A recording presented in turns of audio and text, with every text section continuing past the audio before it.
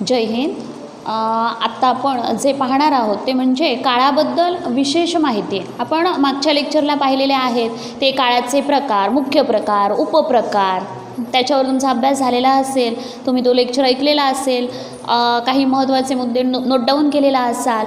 आता अजून काळावर विशेष माहिती म्हणजे काही असे वाक्यप्रकार टाकले जातात की आपण एक क्रियापदाच्या रूपावरून आपण ओळखतो काळ, पण काही अशी वाक्य असतात की अरे याचा काळ नक्की कोणता असेल, थोडी कन्फ्यूज करणारी वाक्य असतात.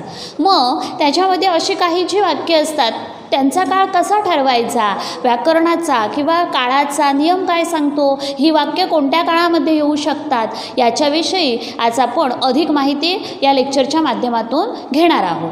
मग त्याच्यात सगळ्यात जो महत्त्वाचा आहे तो पहिला नियम, वर्तमान काळाबद्दल अजून महत्त्वाची जी माहिती आहे किंवा जी अधिक माहिती आहे ती अशी आहे की त्रिकालबाधित ज्या घटना, सत्य असणाऱ्या ज्या घटना असतात, म्हणजे नैमित्तिक सत्य ज्या घटना आहेत, शास्त्रीय नियम आहेत किंवा सुविचार आहेत किंवा स्थिर सत्य ज्या घटना आहेत, यावर जर एखादं वाक्य पडलं आणि त्याविषयी जर तुम्हाला त्याचा काळ ओळखा असं जर सांगितलं गेलं तर तो काळ कोणता म्हणून ओळखायचा सांगा, वर्तमान काळ म्हणून ओळखायचा. आता त्याचं उदाहरण म्हणून तुम्हाला मी एक उदाहरणं सांगते बघा. हा पहिलं जे उदाहरण एक आहे ते सूर्य पूर्वेला उगवतो, पूर्वेला उगवतो असं वाक्य टाकलं गेलं तुम्हाला आणि याचं या वाक्याचा काळ सांगा असं जर विचारलं गेलं, आपण थोडंसं काय असतं सांगा, कन्फ्यूज होऊ शकतो, बरोबर ना, कन्फ्यूज होऊ शकतो. मग यावेळी काय नियम लक्षात ठेवायचा, तर ज्या त्रिकालबाधित सत्य घटना असतात, ज्या दैनंदिन नित्य घटना असतात, जे शास्त्रीय नियम असतात, जे सुविचार असतात किंवा ज्या स्थिर सत्य घटना असतात, त्या वाक्यांचा काळ हा नेहमी काय म्हणून ओळखायचा, वर्तमान काळ म्हणून ओळखायचा. आता हे वाक्य तुम्हाला सूर्य पूर्वेला उगवतो, हे काय आहे सांगा, त्रिकालबाधित सत्य घटना आहे किंवा ही दैनंदिन घटना आहे. हे वाक्य कोणत्या ह्याच्यामध्ये येतं, दैनंदिन नित्यक्रमामध्ये येतं. मग ते काय झालं, किंवा त्रिकालबाधित सत्य पूर्व दिशेला उगवतो. हां, मग कोणता काळ येणार, वर्तमान काळ येणार. त्याच्यानंतर सोमवार नंतर मंगळवारच येतो असं जर वाक्य तुम्हाला टाकलं आणि विचारलं काळ सांगा, कोणता काळ येणार, हा नियम आहे, सोमवार नंतर येणारा वार काय आहे, मंगळवार आहे, वर्तमान काळ. त्याच्यानंतर पृथ्वी सूर्याभोवती फिरते, कोणता, हे काय आहे सांगा, शास्त्रीय नियम आहे, वर्तमान काळामध्ये येणार. त्याच्यानंतर अडला हरी गाढवाचे पाय धरी म्हण जरी असली तरी देखील आपल्याला जर काळामध्ये हा प्रश्न विचारला गेला तर तुम्हाला मी म्हणाले सुविचार असतील तर किंवा म्हण वगैरे हे कशामध्ये येते सांगा, वर्तमान काळामध्ये त्याची गणना केली जाते. किंवा वसंत ऋतूमध्ये झाडांना पालवी फुटते, हा काय आहे, म्हणजे दिनक्रम आहे, दिनक्रम म्हणा, किंवा वसंत ऋतू आला की झाडांना पालवी फुटते, हे त्रिकालबाधित सत्य आहे. काय झालं सांगा, कोणत्या काळामध्ये येतं आहे, वर्तमान काळामध्ये येतं आहे. किंवा पाणी 100°C उकळते, काय आहे, शास्त्रीय नियम आहे. हां, म्हणजे कशामध्ये येणार, वर्तमान काळामध्ये येणार. इथे महत्त्वाचा मुद्दा आपल्याला काय लक्षात घ्यायचा आहे, त्रिकालबाधित सत्य घटना, दैनंदिन नित्यक्रम, शास्त्रीय नियम आणि जे सगळे सुविचार आणि जे असतील ते कशामध्ये येतात सांगा, त्यांचा वर्तमान काळ सांगायचा आहे. हे काय करायचं, फिक्स लक्षात ठेवायचं.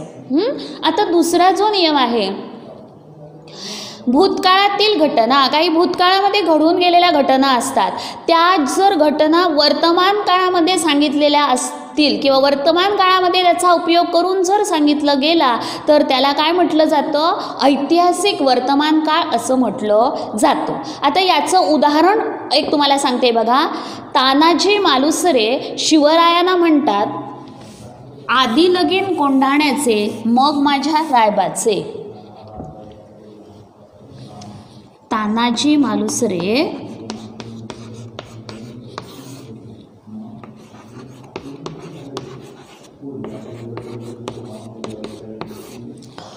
बघा हा, तानाजी मालुसरे शिवरायांना म्हणतात.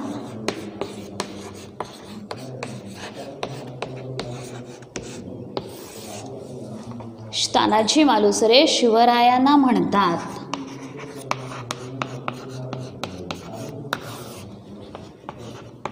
आधी लगीन कोंढाण्याचे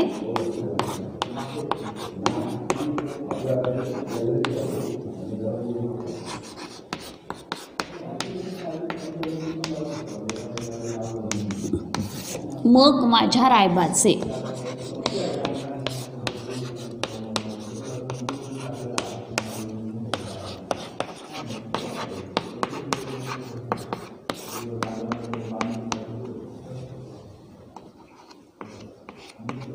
काय येणार आहे सांगा?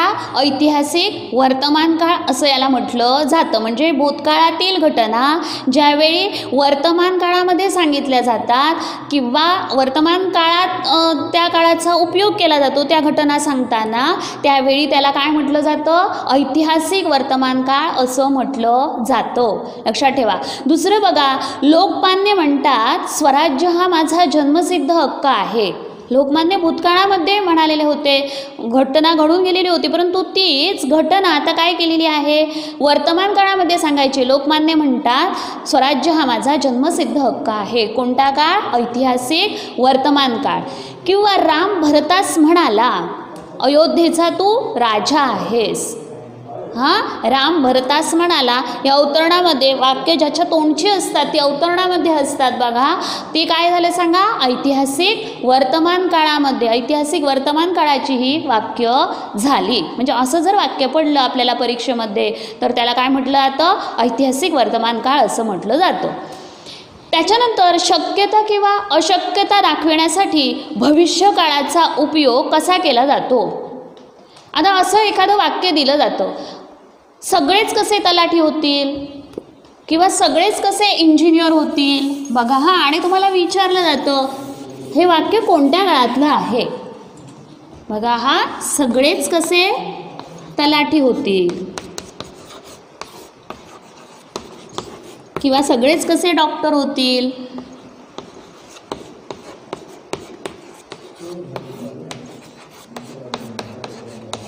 असं वाक्य टाकलं गेलं.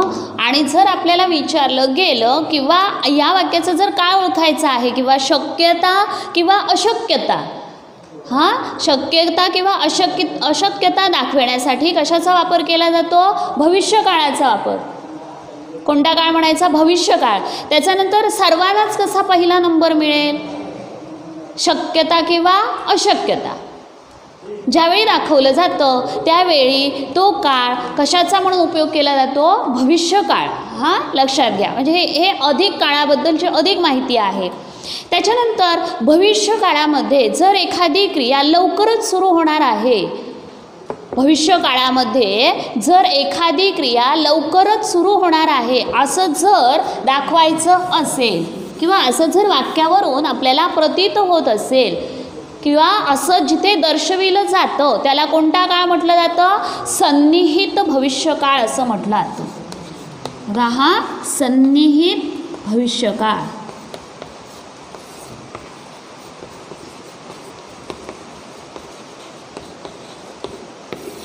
ही काळाव्यतिरिक्त म्हणजे काळाची अधिक माहिती.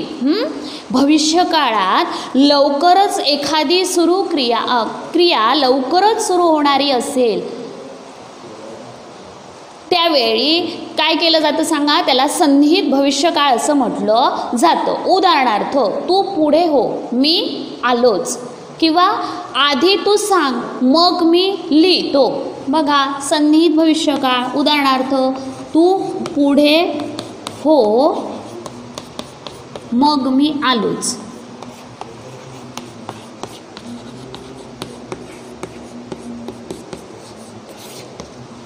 म्हणजे भविष्यकाळात लवकरच सुरू होणारी क्रिया काय केली जाते, दाखविली जाते, किंवा त्याच्यावरून आपल्याला बोध जर तो प्रतीत होत असेल त्या वाक्यावरून, क्रियापदाच्या रूपावरून, तर त्याला काय म्हटलं जातं सांगा, सन्निहित भविष्यकाळ असं म्हटलं जातं. म्हणजे जर एखादी क्रिया लगोलग सुरू होणारी असेल, काही क्षणात सुरू होणारी असेल, तर तो काळ कोणता असतो, सन्निहित भविष्यकाळ असतो. त्याच्यानंतर बघा, एखादी क्रिया सतत घडत असेल तर त्याला, म्हणजे ती रीती काळामध्ये ते वाक्य येतं सतत, म्हणजे त्याने ती नेहमीच उशिरा उठते. हे काय झालं सांगा, ही काय झाली रीती, नेहमीच उशिरा. एखाद्या गोष्टीमध्ये जर सातत्य दाखवलं गेलं किंवा एखादी क्रिया जर वाक्यावरून आपल्याला असा बोध होत असेल किंवा एखाद्या क्रियेमध्ये सातत्य आहे, नियमित तीच क्रिया घडत असेल, तर तो काय असतो सांगा, रीती वर्तमान काळामध्ये ते वाक्य येतं. म्हणजे ती नेहमीच उशिरा उठते किंवा तो नेहमीच खोटे बोलतो. काय झालं, एखाद्या क्रियेचं सातत्य दाखवलं जातं. आणि अशा प्रकारे जर एखादी क्रियेचं वाक्य टाकलं गेलेलं असेल तर तो काळ कोणता असतो, रीती वर्तमान काळ असतो. त्याच्यानंतर पूर्वी घडलेली घटना सांगण्यासाठी, घडून जर गेलेली असेल ती सांगण्यासाठी भूतकाळ, त्याने अभ्यास केला किंवा मी पुस्तक वाचले, ती गावाला गेली किंवा राजूने पुण्याला फ्लॅट घेतला. काय झालेली आहे, पूर्वी घडलेली घटना सांगितलेली आहे, मग तिथे काय केला जातो, भूतकाळ म्हणून तिथे त्याचा वापर केला जातो. त्याच्यानंतर चालू क्रिया संपण्याच्या बेतात आहे. बघा, चालू क्रिया संपण्याच्या बेतात आहे, म्हणजे उदाहरणार्थ, ती पहा, आपण वाट पाहतो एखाद्या बसची, बस येत आहे, काय येतं आहे सांगा, वर्तमान काळातलं वाक्य. त्याच्यानंतर तो पहा, तुझा मित्र आला, म्हणजे आत्तापर्यंत आपण काय करत होतो, एखाद्या गोष्टीची वाट पाहत होतो आणि ती गोष्ट आता संपण्याच्या बेतात आली, ती गोष्ट आपल्या नजरेच्या पल्ल्यात आली, तर तो काळ कोणता, म्हणजे आत्तापर्यंत आपण बसची वाट पाहत होतो आणि समोर बस दिसते, आपल्याला म्हटलं ते ती पहा बस आली, काय आलं, वर्तमान काळामध्ये. किंवा तो पहा, तुझा मित्र आला. त्याच्यानंतर एखादी क्रिया पुढे होणार, भविष्य असं जर वाक्य सुचवत असेल म्हणजे तर तो भविष्यकाळ. म्हणजे उदाहरणार्थ, जवळ ये की तुला मार बसलाच म्हणून समज. म्हणजे काय सांगा, एखादी क्रिया पुढे खात्रीने होणार असं जिथे वाक्यावरून जाणवलं जातं, क्रियापदाच्या रूपावरून समजतं, त्यावेळी तो काय असतो, भविष्यकाळामध्ये ते वाक्य असतं. किंवा खरे बोल नाहीतर शिक्षा झालीच समज. म्हणजे क्रिया काय होणार आहे, भविष्यामध्ये खात्रीने होणार. जर हे तू केला नाहीस तर ते का खात्रीने त्याचा परिणाम होणार असं जिथे जाणवलं, असं जिथे असतं, वाक्यरचना असते, त्यावेळी ते काय असतं, भविष्यकाळ म्हणून ओळखला जातो. त्याच्यानंतर संकेतार्थ असल्यास, काही वाक्यामध्ये संकेतार्थ म्हणजे भविष्याचे इशारे. म्हणजे जर तू अभ्यास केलास तर तू पास होशील, संकेतार्थ, जर तर. त्याच्यानंतर जर तू वेळेवर पोहोचलास तर तुला रेल्वे मिळेल. जर वाक्यामध्ये संकेतार्थ दिसून आले तर त्याला कोणता काळ ओळखायचा, भविष्यकाळ.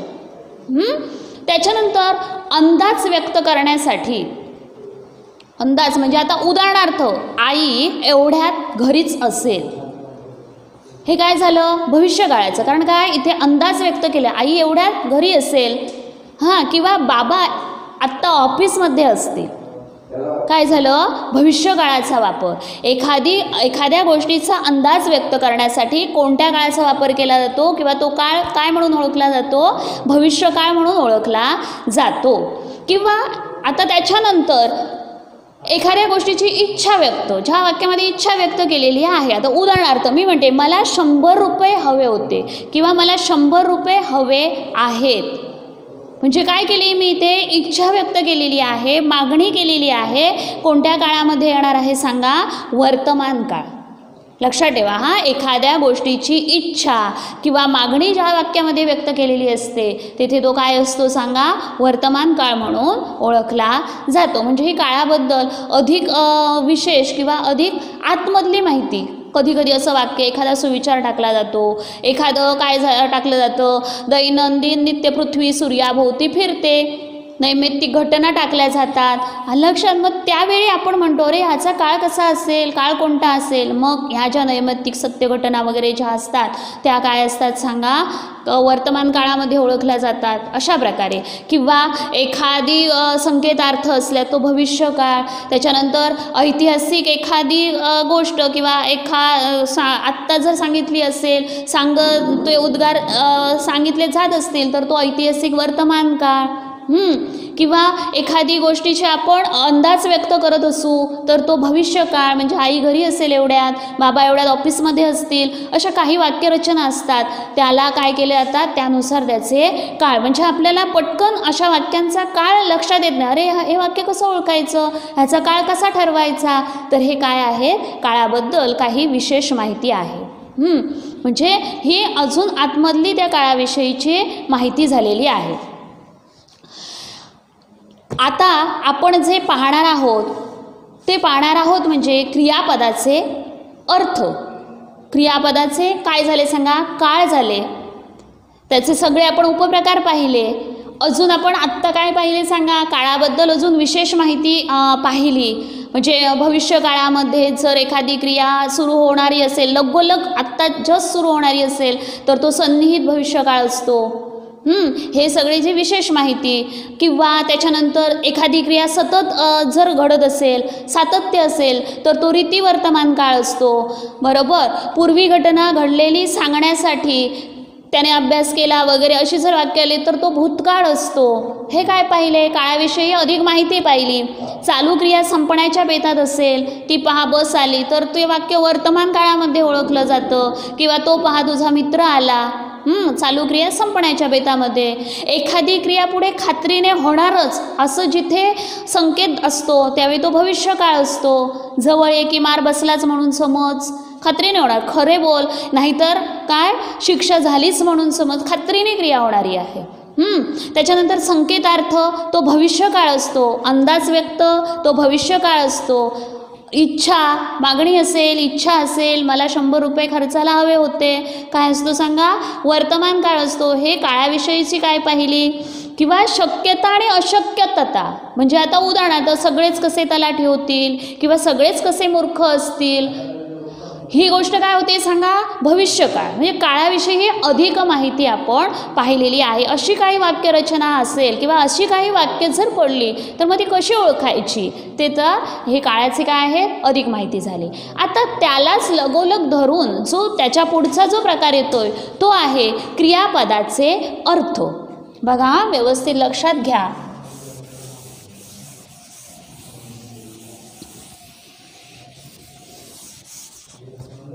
क्रियापदाचे अर्थ.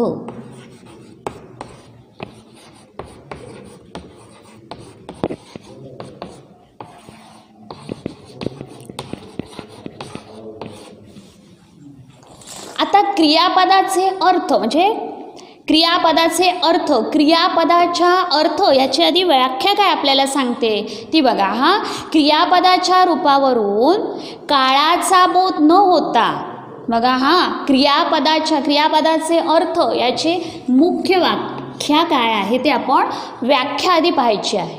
क्रियापदाचा अर्थ म्हणजे काय, किंवा आपल्याला असं वाक्य दिलं जातं आणि क्रियापदाचा अर्थ सांगा आणि खाली पर्याय दिले जातात आणि आपल्याला नेमका त्या क्रियापदाचा अर्थ काय आहे हे सांगायचं असतं. मग आधी याची व्याख्या काय आहे क्रियापदाचे अर्थ, तर क्रियापदाच्या रूपावरून, क्रियापदाचं रूप, काळाचा बोध न होता आपल्याला काय समजतं, इच्छा आहे का, कर्तव्य आहे का, विनंती आहे का, उपदेश आहे का, संकेत आहे का, आज्ञा आहे का, अशा प्रकारे बोलणाऱ्याच्या मनातील उद्देश किंवा काय समजला जातो, हेतू, किंवा बोलण्यामागचं काय समजतं, प्रयोजन समजतं.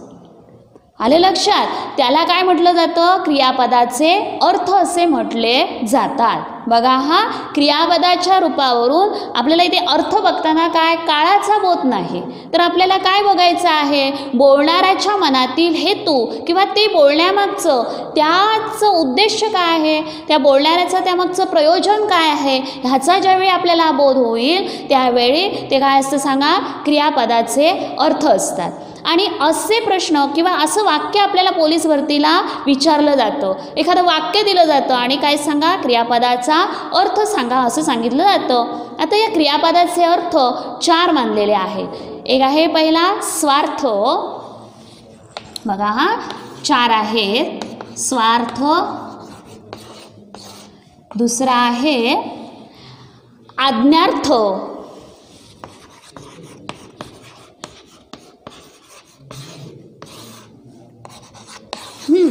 तिसरा आहे विध्यर्थ.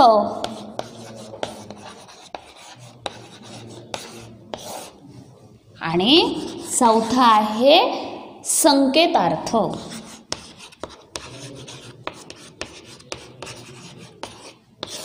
असे क्रियापदाचे किती अर्थ आहेत? 4 अर्थ. स्वार्थ, आज्ञार्थ, विध्यर्थ आणि संकेतार्थ. म्हणजे काळाचा बोध इथे होत नाही आपल्याला. इथे काळाचा बोध पाहायचा नाही क्रियापदाच्या रूपावरून, तर आपल्याला काय पाहायचं आहे सांगा, बोलणाऱ्याच्या मनातील हेतू, प्रयोजन आणि त्यामागे त्याची इच्छा आहे का, कर्तव्य, विनंती काय आहे, उपदेश आहे, आज्ञा आहे, संकेत आहे. ह्या गोष्टीचा ज्यावेळी आपल्याला बोध होतो त्यावेळी त्याला क्रियापदाचे अर्थ असे म्हटलं जातं. आता त्याच्यामध्ये पहिला जो प्रकार आहे तो कोणता आहे सांगा, स्वार्थ. आता इथे स्वार्थ क्रियापदाचा अर्थ पाहताना स्वार्थी वाक्य कसं पाहायचं किंवा क्रियापदाचा कसं ओळखायचं, तर स्वार्थ म्हणजे इथे काय असणं सांगा, स्वतःचा अर्थ. लक्षात घ्या, स्वार्थ म्हणजे काय सांगा, स्वतःचा जिथे अर्थ असतो त्याला काय म्हटलं जातं, स्वार्थ असं म्हटलं जातं. स्व अधिक अर्थ, स्वार्थ. हा ज्या वाक्यातील क्रियापदावरून काळाचा बोध होतो व क्रिया सकारात्मक आहे की नकारात्मक आहे एवढेच समजते. बघा हा स्वार्थ कसा ओळखायचा, क्रिया काय आहे, सकारात्मक आहे की नकारात्मक आहे एवढेच ज्याच्यावरून समजते त्यास काय म्हटलं जातं, स्वार्थी वाक्य किंवा स्वार्थी क्रियापद असं म्हटलं जातं. लक्षात घ्या. उदाहरणार्थ, गीता अभ्यास करते. बघा हा, गीता अभ्यास करते. इथे काय होतोय आपल्याला, काळाचा पण बोध होतोय. अभ्यास करते काय चाललेलं आहे, वर्तमान काळ. आणि वाक्याचं काय समजते आपल्याला, नकारात्मक आहे क्रिया की सकारात्मक आहे याचा पण आपल्याला काय होतो सांगा, बोध होतो. क्रिया काय, अभ्यास करते, सकारात्मक आहे. कोणता झालं क्रियापदाचा अर्थ, स्वार्थी क्रियापद, स्वतःचा अर्थ असणारं क्रियापद. हा त्याच्यानंतर ओंकार गावाला गेला. बघा हा, काळाचा बोध झाला, काय क्रिया झाली त्याच्याकडनं, गावाला गेला म्हणजे भूतकाळ, बरोबर, काळाचा बोध झाला. आणि दुसरी गोष्ट काय समजते आपल्याला, वाक्य सकारात्मक आहे की नकारात्मक आहे. म्हणजे काय झालं सांगा, हे स्वार्थी वाक्य किंवा स्वार्थी क्रियापद. हा क्रियापदाचा प्रकार स्वार्थ, स्वार्थी क्रियापद. स्वतःचा अर्थ, स्वार्थ. त्याच्यानंतर सुमन पास होईल. काय होईल, भविष्यकाळ, काय समजलं आपल्याला. हा आणि वाक्य काय समजलं, सकारात्मक होणार, सकारात्मक आहे. हा काय झालं सांगा, क्रियापदाचा अर्थ स्वार्थ. त्याच्यानंतर जो प्रकार आहे दुसरा येतो तो आज्ञार्थ. स्वार्थी क्रियापद समजलं. आता दुसरा जो आहे तो प्रकार कोणता, आज्ञार्थ. आता ह्याच्यामध्ये आज्ञार्थ कसं ओळखायचं, तर क्रियापदाच्या रूपावरून आज्ञा. बघा, आज्ञा करणे, आशीर्वाद देणे, प्रार्थना करणे, उपदेश किंवा सल्ला देणे, विनंती करणे या गोष्टींचा जर बोध होत असेल, बघा क्रियापदाच्या रूपावरून आज्ञा करणे, प्रार्थना करणे, उपदेश देणे, आशीर्वाद देणे, सल्ला देणे या गोष्टींचा जर बोध होत असेल तर त्या क्रियापदाला काय म्हटलं जातं, आज्ञार्थी क्रियापद असं म्हटलं जातं. आता उदाहरणार्थ, आपण छोट्या उदाहरणावरून हे पाहायचं आहे आणि आपला विषय क्लिअर करायचा आहे. उदाहरणार्थ बघा, मला कपभर चहा ठेव. काय झालंय, ही काय केलेली आहे, एक सौम्य आज्ञा, मला कपभर चहा ठेव. क्रियापदाच्या रूपावरून काय समजते? ही काय आहे? आज्ञा आहे. लक्षात घ्या, आज्ञा कर म्हटल्यानंतर आज्ञा करणे कशामध्ये येतं आहे? आज्ञार्थी क्रियापद. त्याच्यानंतर बघा, परमेश्वरा सर्वांना सुखी ठेव. ही काय झाली? वाक्यावरून काय समजतं? याच्यामध्ये काय आली? प्रार्थना आली. कोणत्या क्रियापदाचा प्रकार झाला? आज्ञार्थी क्रियापद. आपण आता ती व्याख्येनुरूप वेगळी वेगळी उदाहरणं पाहतोय. त्याच्यानंतर मी म्हणते मला एक पेन घेऊन ये. काय झालेली आहे? विनंती केलेली आहे. सौम्य आज्ञा, मला एक पेन घेऊन ये. सौम्य आज्ञा केलेली, आज्ञाच आहे ना, पेन घेऊन ये. कसं, कोणतं क्रियापद झालं? आज्ञार्थी. किंवा तू हे गणित सरांकडून सोडवून घे, असं एक वाक्य. हे मी काय केलंय? सल्ला दिलेला आहे. बघा, सल्ला दिलाय, तू हे गणित सरांकडून सोडवून घे. काय झालं? क्रियापदाचा अर्थ काय सांगतो? इथे सल्ला आहे, आज्ञार्थी क्रियापद. त्याच्यानंतर तुमचे कल्याण होईल. काय दिला गेला? आशीर्वाद दिला गेला. मग कोणतं? आज्ञार्थी क्रियापद. उदाहरणादाखल आपण पाहतोय, औषध वेळेवर घ्या. काय दिला इथे? सल्ला दिला. त्याच्यानंतर मला पुस्तक दे. काय केली मी? मागणी केली. त्याच्यानंतर माझा एवढा निरोप मयुरीला दे. काय केली? विनंती केली. म्हणजे आज्ञार्थी क्रियापद कसं ओळखायचं? तर क्रियापदाच्या रूपावरून आज्ञा करणे, आशीर्वाद देणे, प्रार्थना करणे, उपदेश किंवा सल्ला देणे, ह्या जर गोष्टी प्रतीत होत असतील तर त्याला कोणतं क्रियापदाचं रूप म्हणतात? आज्ञार्थी क्रियापद. लक्षात घ्या. त्याच्यानंतर विद्यार्थ. विद्यार्थ क्रियापद कसं ओळखायचं? तर क्रियापदाच्या रूपावरून विधी. विद्यार्थ म्हणजे विधी. आता विद्यार्थ, विधी म्हणजे काय इथे आलेला आहे सांगा? विधी या अर्थाने इथे अर्थ काय होतोय? तर कर्तव्य. इथे काय दाखवलं जातं? कर्तव्य, शक्यता. बघा, विद्यार्थी क्रियापदाचं रूप कसं ओळखायचं? तर कर्तव्य, शक्यता, इच्छा यांचा जेथे बोध होतो. कर्तव्य, शक्यता, इच्छा असा ज्यावेळी बोध होतो तेव्हा त्यास कोणतं क्रियापद म्हणतात? विद्यार्थी क्रियापद असं म्हणतात. आणि व्याकरणाचा नियम काय सांगतो? शेवटी वा, वी किंवा वे हे लागलेलं असेल क्रियापदाला तर ते काय असतं? विद्यार्थी असतं.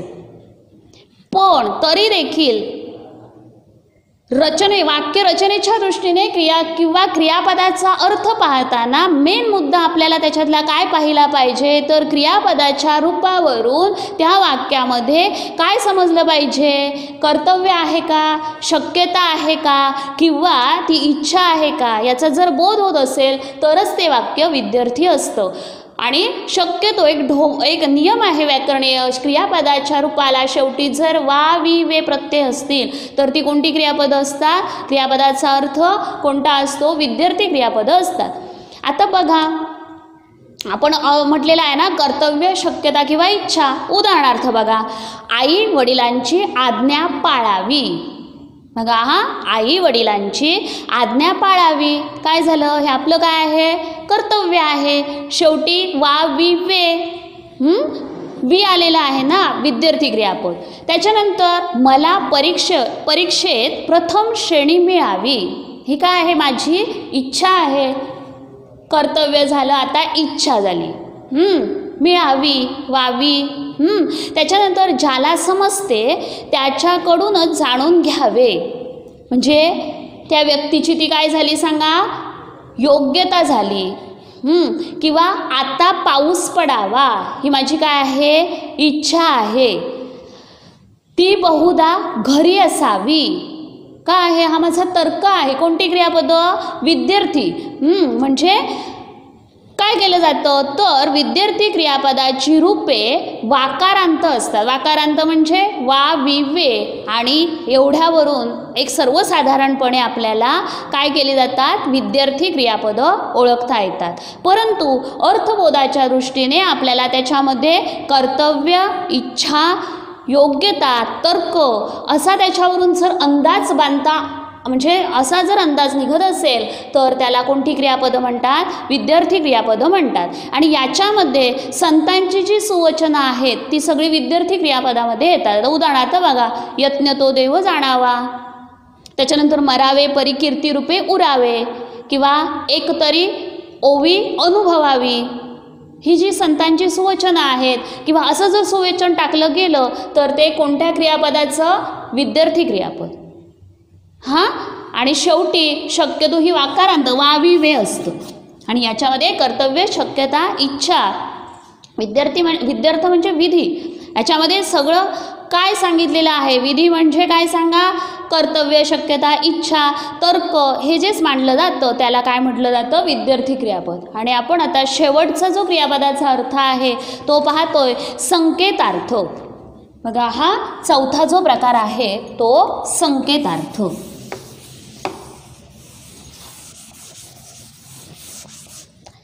आता संकेतार्थ कसं ओळखायचं? आपल्याला जास्त करून पोलीस भरतीला प्रश्न जो विचारला जातो तो क्रियापदाचा जो अर्थ आहे तो विद्यार्थी क्रियापद आणि कोणतं क्रियापद याच्यावर विचारलं जातं सांगा? आज्ञार्थी क्रियापद. ह्याच्यावर जास्त करून प्रश्न विचारले जातात, कारण आज्ञार्थी आणि विद्यार्थीमध्ये कन्फ्युजन जास्त होतं. कारण काय आहे सांगा?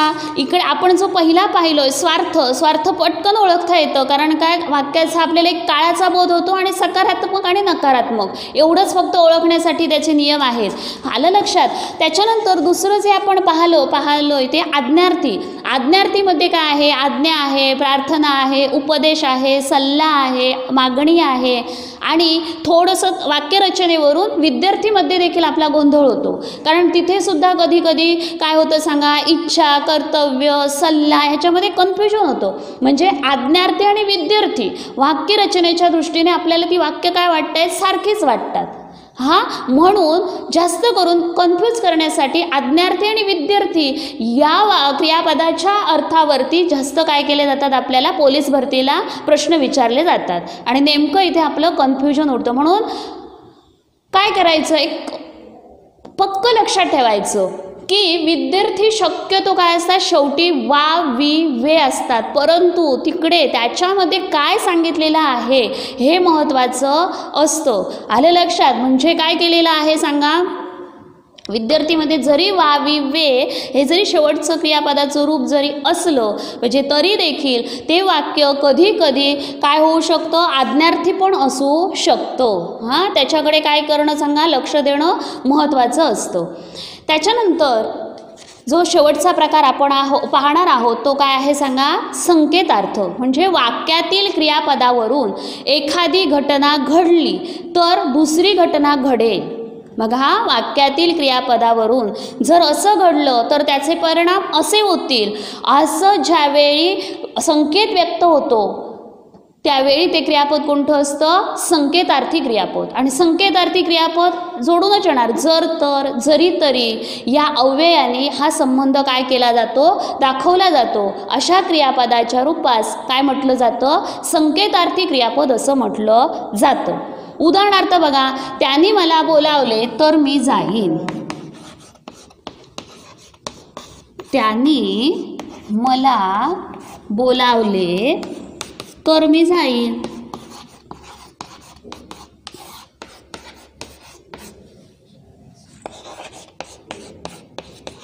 आता इथे बघा,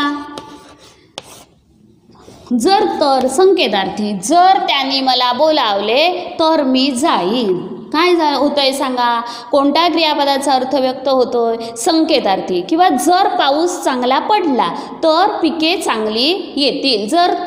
जर ही क्रिया निश्चित आहे म्हणजे क्रियापदावरून एखादी घटना घडली, एखादी क्रिया घडली किंवा एखादी गोष्ट घडली तर त्याचे पडसाद भविष्यामध्ये असे उमटतील. जर, तर संकेत जिथे दाखवला जातो तिथे संकेतार्थी क्रियापद म्हणजे क्रियापदाचा अर्थ त्याच्यावरून कोणता व्यक्त होतो, संकेतार्थ व्यक्त होतो. म्हणजे आपल्याला पहिल्यांदा कन्फ्युजन कशामध्ये होणार नाही, ही संकेतार्थीमध्ये देखील होणार नाही आपलं कन्फ्युजन आणि स्वार्थी वाक्यामध्ये सुद्धा होणार नाही. कन्फ्युजन आपलं कुठे होऊ शकतं तर आज्ञार्थ आणि विद्यार्थ या दोन क्रियापदांच्या अर्थावरती आपलं कन्फ्युजन होऊ शकतं. मग तिथे आपल्याला या दोन क्रियापदांच्या अर्थावर जरा काय करायचं सांगा, जास्त लक्ष ठेवायचं आहे किंवा जास्त भर द्यायचा आहे. कारण आणि मग विद्यार्थीसाठी एक ढोबळ नियम काय लक्षात ठेवायचा तर वाकारांत रूप असतात शेवटी वा वि वे हे प्रत्येक क्रियापदाला जोडलेले असतात, त्यावेळी ते विद्यार्थी असतात.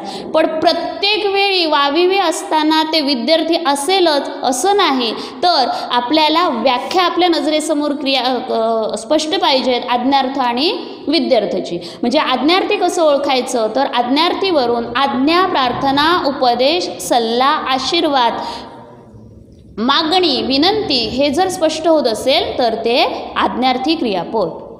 आणि विद्यार्थी कसं ओळखायचं तर कर्तव्य, इच्छा, योग्यता, तर्क हे जर व्यक्त होत असेल तर ते काय म्हणून ओळखायचं, विद्यार्थी म्हणून ओळखायचं. अशा प्रकारे आपण काय करायचं आहे, क्रियापदाचे अर्थ हा घटक ह्याच्यावरचे हे मुद्दे तुम्ही पॉईंट आऊट करायचे, काही समस्या असल्या तर विचारायच्या आणि चांगला अभ्यास करायचा आहे. All the best. मस्त अभ्यास करा, चांगलं यश मिळवा.